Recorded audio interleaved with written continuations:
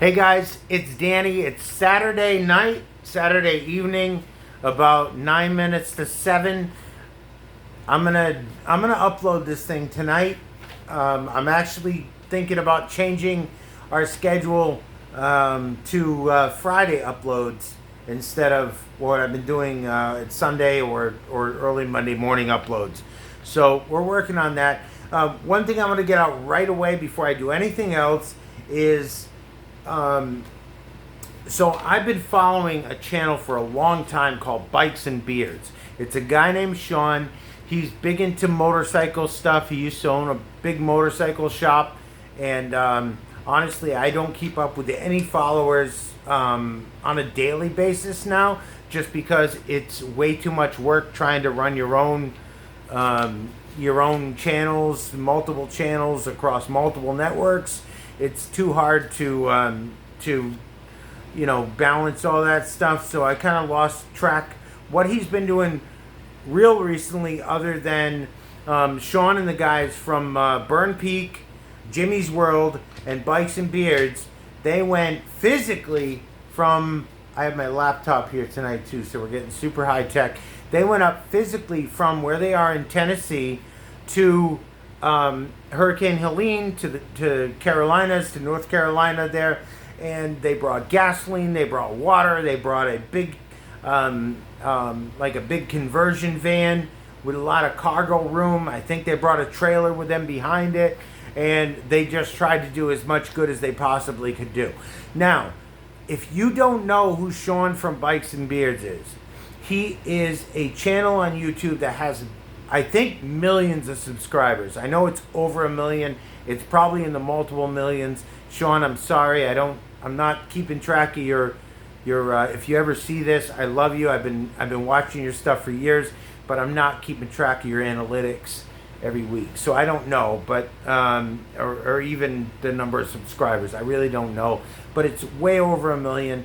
He's doing great things, and if you were a business person that wanted to find someone else to do business with, that you'd get paid on time, would be honest with you, would never try to lead you down the wrong path, it would be somebody like Sean and the guys from Bikes and Beards for sure. So please go and watch their stuff, follow them. But what really brought Sean into the forefront of my mind this last week is the fact that I saw a video that he put out with the guys from, I'm sorry, I don't remember the names, because I don't know these channels. Sorry, guys. Burn Peak, I don't know who that is, and Jimmy's World. They went along with him, and thank you guys for doing that. If you ever see this, thank you. You guys are awesome. I really appreciate everything you guys, especially Sean from Bikes and Beards, everything he stands for. So they took a cargo van, basically like a conversion van. It has seats in it and a bunch of room in the back. They took that and then they put a trailer on the back. They brought a motorbike. They brought tons of water, tons of gas. They called people food. They brought like MREs, food that's not perishable. And they called people and said, hey, this is where we're at. I've got money. I've got resources. I have people. How can we help you? And so, that was the basis of the video that he put out. I am so thrilled that Sean, that you and the boys went up there to actually help in person. I wish I could do it, but again, I'm up in Boston. I have a job I have to be at every day, and I just don't have the time or the resources to get down there in person. But I'm so thankful and so glad to hear that a lot of you guys have taken the 2 or 3 hour road trip to get there and made the calls and figured out what they need, and it's just really awesome. I'm so thankful to hear such great news. So to go on, so Hurricane Milton has hit, right? And we know there's a lot of people suffering from Hurricane Milton. There's a lot of devastation, a lot of damage. Same thing that happened with Helene. However, I do want to make a distinction. My prayers definitely go out to everybody from Helene and from, the destruction of Milton. However, I'm going to stick with Helene for now. I may cover Milton in different things as time goes on, but for now I'm going to stick with Helene because I think it's super important that you guys understand that in the case of Helene, they're not in the major hurricane path that everybody, kind of knows, and it's like, all right, hurricane season, certain parts of the east coast of Florida are probably going to get taken out. It's just kind of it's a known thing. It happens every few years, sometimes more often than that. And, people either buy insurance or they have enough money in their own personal accounts to cover it. And, they just kind of go with it. It's kind of it's part of their life. The people, this is what really touches me. The people in North Carolina, they're not used to dealing with this stuff. We're talking about people on the top of mountains. And we're going to get to one of those couple of those people in just a minute. And their story, which you don't want to miss. Don't go away. By the way, if you enjoy any of this stuff, please like. It doesn't cost anything. Please subscribe. Same thing, no cost. Turn on notifications. If you want to turn them off later, you're not into what I'm saying at another time, turn it off. But turn it on. It honestly, like it, subscribe. It literally, it costs nothing. So just please go and do that because these videos are decent now, but they're going to get way better as time goes on, as I get a little bit more acclimated on how to present information and how to talk to you guys. It's only going to get better. So please show some love, okay? I don't make a dime off these channels. I have merch on TikTok, totally different thing. And honestly, I'm not making hardly anything off of that. It's just something I do to create awareness to myself and the brand and try to help a lot of people, including people affected by Hurricane Helene. So I want to tell you, I want to bring up a story from Hurricane Helene. We're talking about mountains. People are up in the mountains, the high mountains, right? So this couple, I don't know their backstory. I'm not going to say their names. I'm not going to even name the helicopter pilot or the assistant chief or anybody else in the story, but I'm going to just talk to you about the story in general, okay? This couple decided they were going to build a house on a mountain, and they were just going to be up there kind of away from everybody. So the storm comes along, the rains and everything, and it washes out rivers and it washes out streams, and basically their whole yard got washed out. They're on top of this mountain.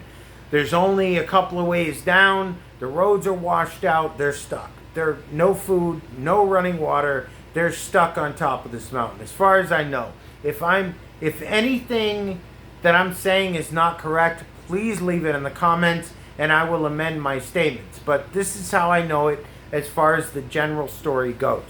So, their whole life is washed away right before their eyes, okay? And they're sitting there and they just went through this horrible experience, the last few hours of just everything of their life just breaking apart and falling apart. And so they're trying to think of how do we get out of here, down the mountain, and to some sort of safety outside of the storm damage. So they're, as far as the story goes, as far as what I know, they're basically kind of just standing there in disbelief as what has happened, and a helicopter flies over. There's a private helicopter owner. I don't know what his deal is. I don't know if he did like paid tours or if he's like he flies. I have no idea what capacity this guy works for, having his helicopter, but somehow he's been able to have a helicopter and have it be financially viable. He has a Robinson R-44. I used to fly those. I've flown helicopters, planes, hot air balloons. I've been in flight since I was 13 years old, even probably before that, but definitely 13 is when I first started taking my flights where I was actually at the controls and doing everything. So he has a Robinson R44. Those things cost about, and people, again, leave it in the comments. If you own one or you know how much it really costs, talk to me. But I believe it's about $400 an hour to run one of those. I know, I used to rent one. I used to rent a Robinson R22, which the 22 is a two-place aircraft, and the Robinson R44 is a four-place. I believe it's about $400 an hour to rent one. So I don't know what this dude does that he has one as a business. It's not wrapped with any certain thing. It's not like it's a Red Bull helicopter or it's associated with any big brand. It's just there, black with a tail number on it. Anyway, so four-place helicopter. He takes off with his son and co-pilot. His teenage son takes off. They go flying. So they're in the two front seats of the helicopter. The back seats are empty, right? But you can't take a lot of weight in a helicopter, especially a small one. So you have to be very careful. So he goes flying into this area where you have to fly through one pass over a lake. It's the only way to get there. Other than that, you wouldn't be able to fly in with this type of craft. So he flies in, he goes up the mountain, and somehow at some point, they, on the ground, this husband and wife that are stranded, get his attention, and he's able to do a couple of circles, assess that he has a safe area to land. He lands. He has a little problem with some wind coming up. The wind is definitely giving him a little bit of a problem, and it doesn't feel very safe to him. So he lands. His son exits. He exits the craft. He talks to them. He said, listen, I don't feel comfortable taking off with all of us. There's only 4 people. They should be able to just take off and go, right? He says, I don't feel comfortable. I can't do this. I can't even do 3 people. So we're going to take, my son is going to stay at the house. We're going to take the wife and just me and their gear, like their personal stuff that they were trying to save from this horrible destruction. They're going to take that and they're going to fly the 3-minute flight. It's a very short flight to the bottom of the mountain. They're going to find a safe place to land, drop the wife. He's going to go back up, get the husband, grab the husband, drop the husband in the same place as the wife, and then he's going to go back and get his kid and co-pilot. And a lot of people, are kind of making light of this as he wasn't really his co-pilot. The idea, I'm sure, I'm 1,000% sure, however many hours that kid has, he's a teenager. He's not a kid. He's a teenager. I'm sure however many hours he has, I'm sure he could fly that craft all by himself. His dad is a good person. You can see he's a solid dude. He's working with his son. He's trying to show his son how to do certain things, how to fly, all this stuff. I'm sure his kid could have piloted that aircraft on his own. So by dropping his son off, who's the co-pilot, he is relinquishing half the control of his aircraft. So he's really taking a risk. He's already landing in an area that's totally washed out, completely storm damaged by winds and rain and water and everything else. And now he's giving up his co-pilot, who is there to get him out of trouble if he has a problem. He's giving him up, taking on a passenger that he doesn't know, that, God forbid, if she freaks out, could grab the stick and crash them both. I mean, it's a crazy scenario. But he says, I can't have all this weight on the aircraft. It feels really unsafe. I'm having a hard time landing, a hard time taking off. He's like, we need to do this in the smartest way possible. So they grab the wife, the co-pilot, the son gets out, and they wait. The son and the husband from the house that was all washed away, they wait and they look on. And so they take off 3 minutes down, he finds a safe area, he sets down, and he finds there's a rescue party. There's multiple rescue parties in the area. So there's a rescue party nearby. He finds the person that seems like they're the on-scene commander or they're in charge of the rescue party. He finds them and he tells them what he has done, what's going on, the fact his son and his co-pilot are still on the top of the mountain, and he goes, hey, I gotta go up and get them. So there's the first person he talks to is really receptive and says, oh yeah, here's our radio freak. Now, again, I don't know this helicopter pilot's history, but according to him, he has law enforcement background, firefighter background, fire department background, and I also have both of those things in my background. So more fire department than law enforcement, but I have a little bit of that in my working background.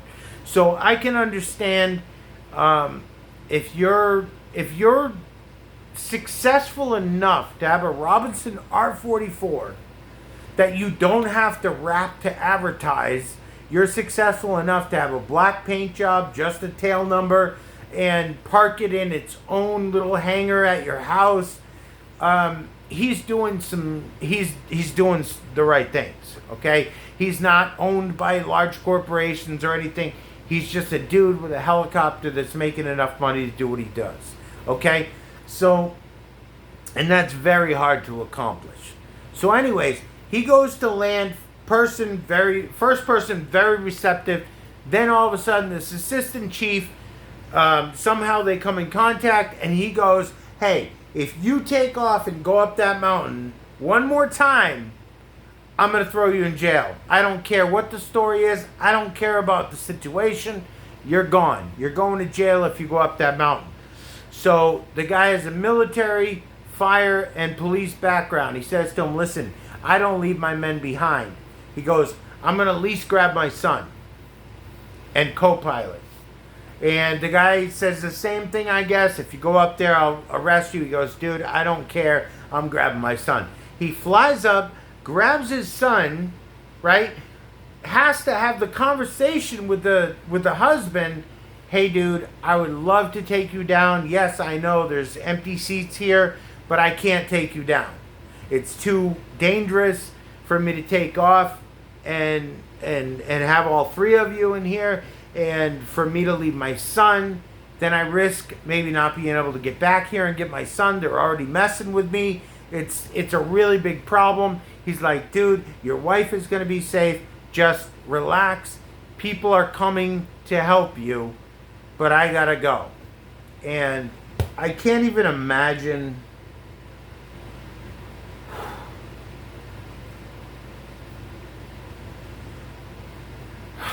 I can't even imagine what that dude was thinking when he watched that helicopter take off.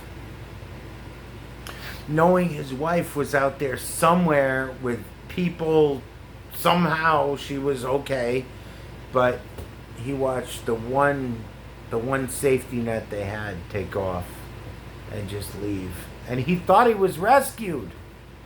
There are a lot of stories like this, people. There's a lot of stories out there of people who are shipwrecked and they're out in the middle of the ocean and a boat comes by and says, oh yeah, we would pick you up, but you know what? Our sister ship, which is 5 miles behind us, is much better equipped and we don't have any extra room, but they do.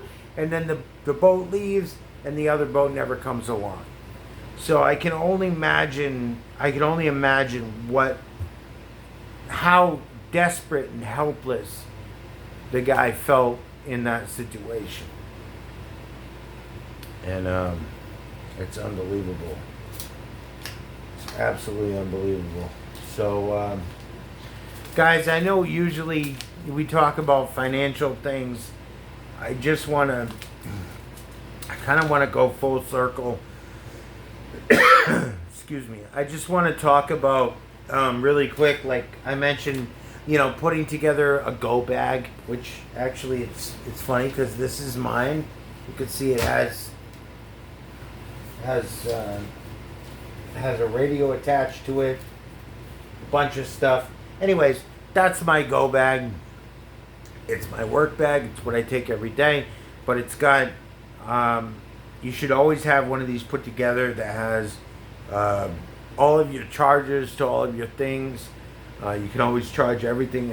I have chargers for my phone, both my phones, my smartwatch, my laptop. I have high voltage chargers, low voltage chargers. I have multiple pairs of like wireless earbuds and stuff. Like just everything you could think of that you would normally forget day to day. Try to put in some sort of a bag that you can grab instantly. You know where everything is. You're used to it. It's normal. It's with you every day. That's why I say, like, doing it like the way I do it, where you have a work bag that is your go bag.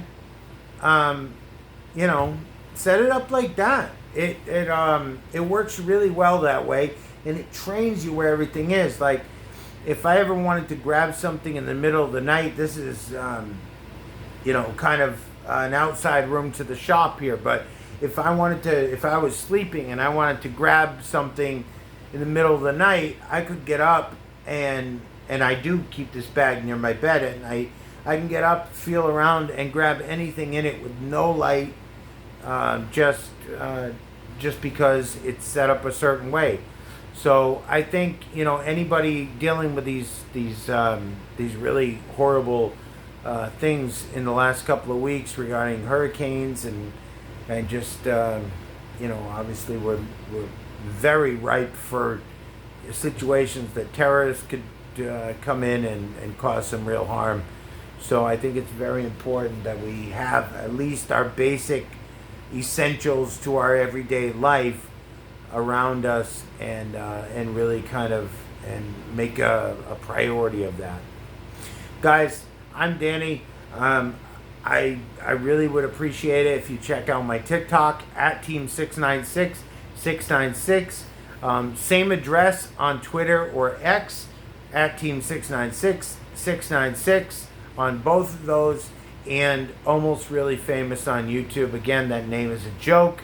I took it on 12 years ago, roughly, or 10 to 12 years ago, when I was first going to use this channel for a very self-serving purpose, and I'm so glad that never got off the ground. But thank you so much, you guys. I appreciate the support. You guys are awesome. I love you. Please like, subscribe, follow me on X, and follow me on TikTok. Guys, that's my time. I'm Danny. Peace.